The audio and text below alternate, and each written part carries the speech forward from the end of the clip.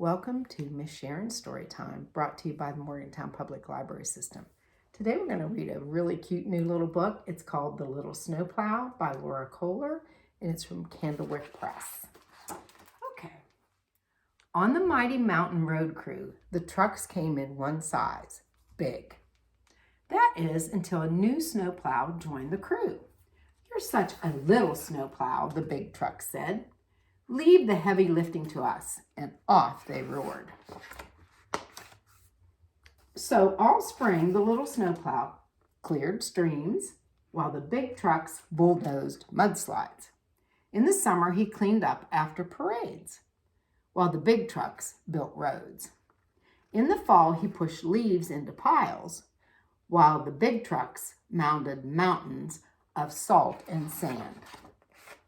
As fall turned into winter, the little snowplow began training. He made the light on the top go round and blew his horn, beep, beep. He drove forward and back, and then he raised and lowered his plow 10 times fast. Everything was in working order. He could hardly wait for snow. "Ha," said the big dump truck. "You've never even seen snow." The little snowplow ignored him. He knew what snow was. "Why, I remember snow up to the eaves," said a cement mixer. "Yeah, we had a big, strong snowplow then," the garbage truck said. "Too bad she retired," the utility truck said. "I heard she moved to a beach in Florida." "I hope it doesn't snow like that, like this winter," the dump truck said. "It might be too much for a little snowplow. We'd probably have to help." The little snowplow turned his bumper on the trucks. But that night, he raised and lowered his plow 10 extra times. And the next day, he added even more exercises. He pushed loads of gravel. He pulled blocks of concrete, just in case.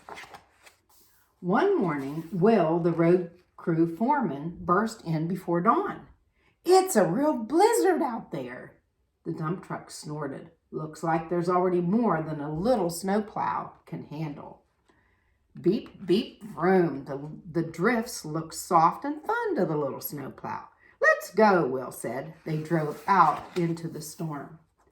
The little snowplow cleared the streets of Mighty Mountain, but it kept snowing. So the little snowplow cleared the streets of Mighty Mountain again. It snowed harder, and the wind began to howl.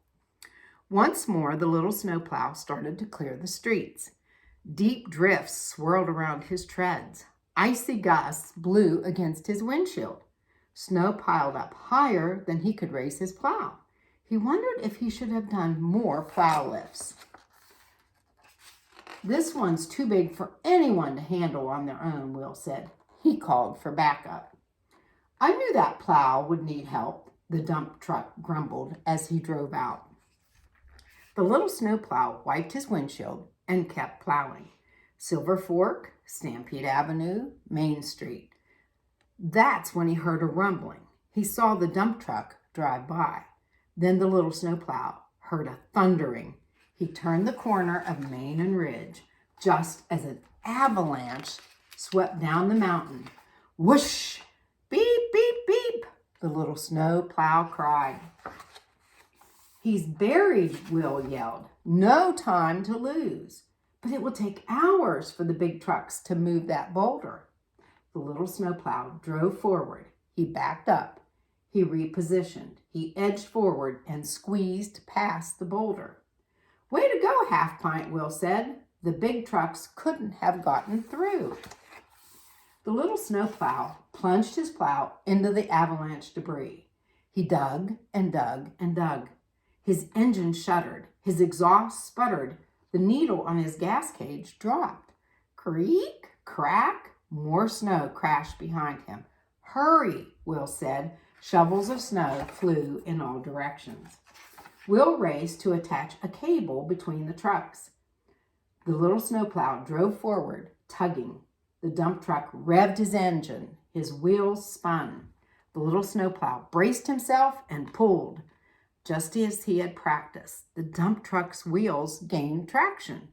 The little snowplow gave a mighty tug and pulled the dump truck free.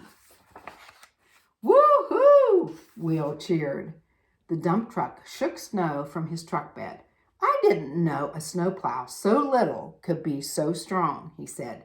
Beep, beep, the little snowplow blew his horn. Together, the two trucks worked to clear the boulder.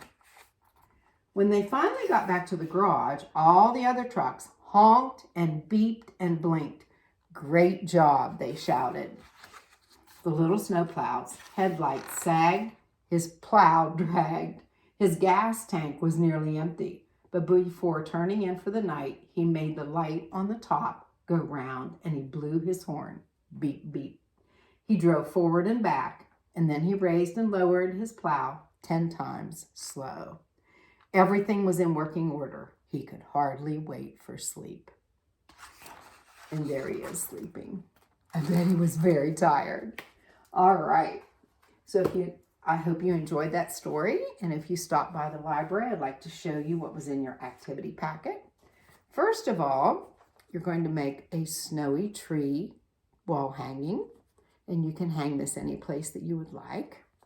Okay. The next thing you'll find is a winter card, and what you'll find is a card with a sticker on it, and then I included some other stickers, and you can decorate that any way you like, and on the inside too, and give that to someone that you love.